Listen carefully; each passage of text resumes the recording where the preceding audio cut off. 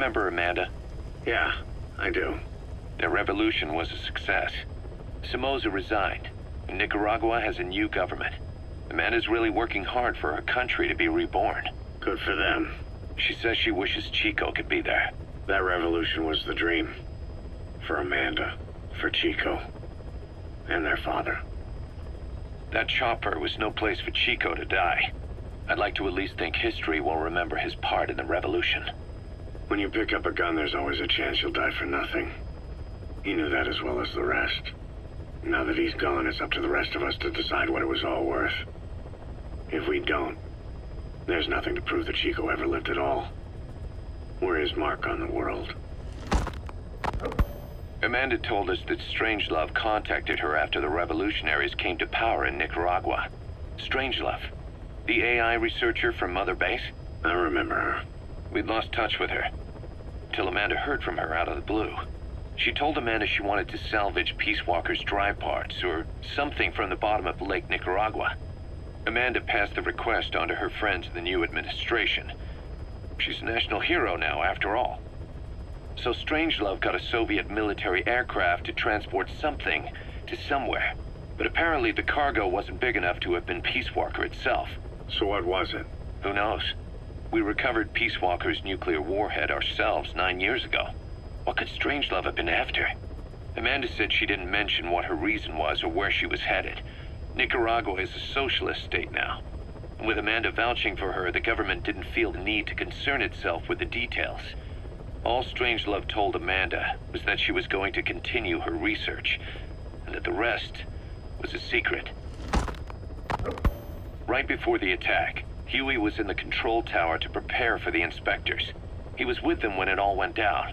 The control tower collapsed with the rest of its strut. His body was never recovered. But he was the one who met the inspection party when they arrived.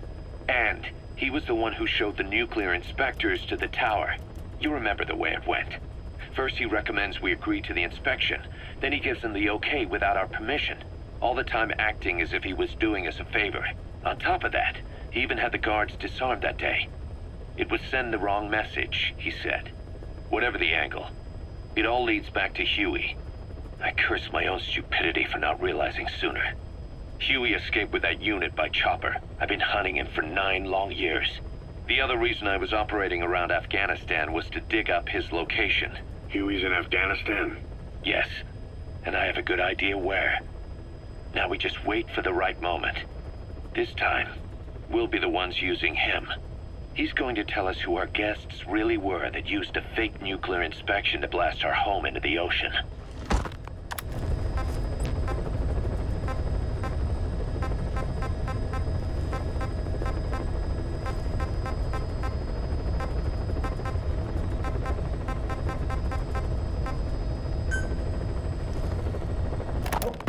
Boss, about those invalids you saw in that devil's house. Poor bastards. All strapped down to their beds, with those lumps on their chest. The medical staff tell me they were probably a type of cyst. Cysts can get that big? In some cases, yes. But supposing they're a kind of atheroma forming on the surface of the skin, the size is just too big, and the appearance is all wrong. In the end, the medical team were at a loss. Those lumps were like nothing they'd ever seen. The fluid you said you got on your prosthesis when you touched one was burned off in the fighting, and the factory burned down too. None of the tests we did once you were back at the base revealed a pathogen that could have caused them.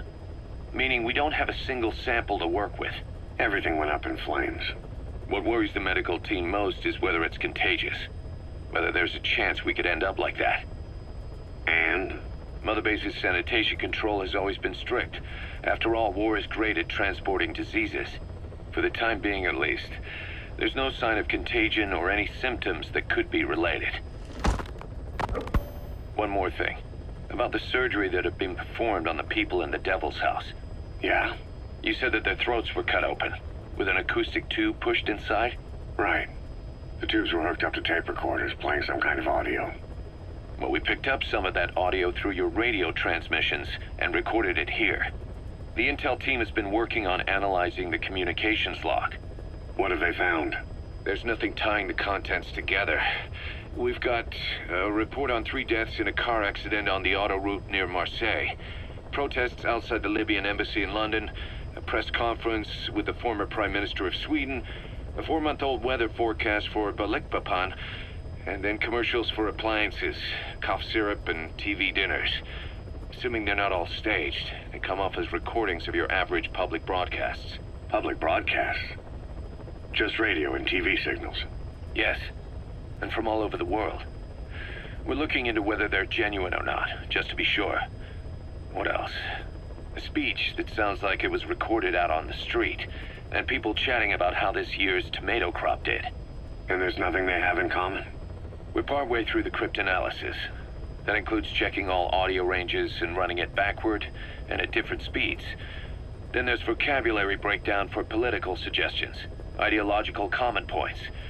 But I don't think it's going to get us anywhere. Where were the recordings made? There's nothing linking them from that angle either. Just like you reported, we've detected virtually every major language there is. French, German, Italian, Spanish, including South American accents. Then there's Russian, Hindi, Arabic, Portuguese, Mandarin, Cantonese, Japanese. They're nothing if not thorough. Well, I don't know if we've got them all covered. Ignoring the ones that have gone extinct, supposedly over 5,000 languages exist today. Besides, English isn't one of the ones we picked up. Really? English? I know.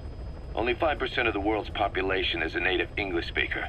But when you factor in those who've acquired it as a second language, nearly 1/3 of the people speak it. The world's dominant lingua franca. You gotta figure they had it somewhere among all the languages in that place. No English.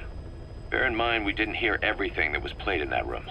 We couldn't isolate the more distant sounds due to static, and the program could have been set to change every day. In a nutshell, for reasons unknown, people in that room with a common medical condition were made to listen to recordings in languages from around the world.